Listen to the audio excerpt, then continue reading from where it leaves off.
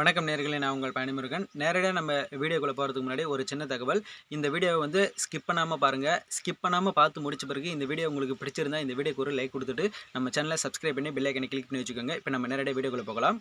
மதுரையில் கைத்தறி நகர் என்ற பகுதியில் வந்து ஏற்கனவே மூடி வைத்திருந்த மதுபான கடையை வந்து மீண்டும் திறக்கிறதாக அரசு வந்து இருந்தாங்க.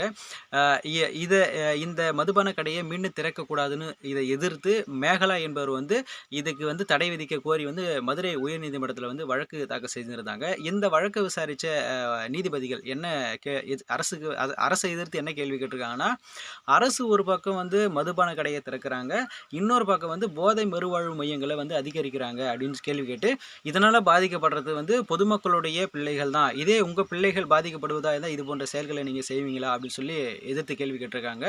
அது மட்டும் இல்லாமல் அரசினுடைய கொள்கைகளே தவறாக இருக்குது அப்படின்னு சொல்லி அவங்க வந்து கருத்து தெரிவிச்சிருக்காங்க. அது மட்டும் இல்லாமல் ஆன்லைன் ரம்மியை முறைப்படுத்துவதற்காக எடுத்த நடவடிக்கைகளை ஏன் மதுபான கடை திறப்பதற்கு மதுபான கடைக்கு எதிராக வந்து எந்த ஒரு நடவடிக்கையும் வந்து எடுக்கலை அப்படின்னு கேள்வி கேட்டிருக்காங்க.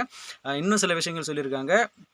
அந்த காலத்தில் வந்த திரைப்படங்களை பார்த்தீங்கன்னா, வன்முறை சார்ந்த காட்சிகளும் மது அருந்துவது போன்ற காட்சிகளும் வந்து இடம்பெறவே இல்லை. ஆனால் இப்போ வர படங்களில் இது போன்ற காட்சிகள் இல்லாமல் படமே வந்து வெளிவரதில்ல.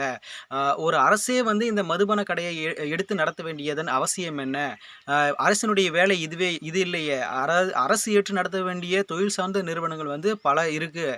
அப்படி இருந்தும் இந்த அரசு இந்த மதுபான கடையை ஏற்று நடத்த வேண்டியதன் அவசியம் என்னன்னு வந்து கேள்வி கேட்டிருக்காங்க.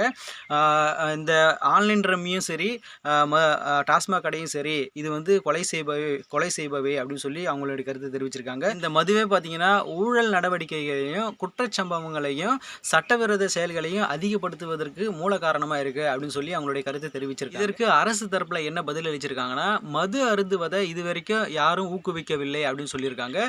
இதற்கு எதிராகவும் வந்து நீதிபதிகள் கேள்வி கேட்டிருக்காங்க. என்னன்னா, மது அருந்துவதை அரசு ஊக்குவிக்கவில்லைன்னா மதுவை வந்து எதற்காக விற்பனை செய்யணும்? எந்த ஒரு கட்சிக்காரரும் வந்து முதல்ல வந்து என்ன சொல்கிறாங்கன்னா, மதுக்கடைகள் வந்து மூடப்படணும்னு சொல்லிட்டு வாக்குறுதியை கொடுத்துட்டு அதுக்கான எந்த ஒரு நடவடிக்கையும் எடுக்காமல் இருக்காங்கன்னு நீதிபதிகள் கருத்து தெரிவிச்சிருக்காங்க. இதற்கு வந்து அரசு தரப்பில் மீண்டும் ஒரு பதில் சொல்லியிருக்காங்க. என்னன்னா, மதுக்கடைகளுடைய எண்ணிக்கை வந்து இனிமேல் அதிகரிக்கப்படாதுனோ, இனிமேல் படிப்படியாக மதுக்கடைகள் மூடப்படணும்னு தெரிவிச்சிருக்காங்க.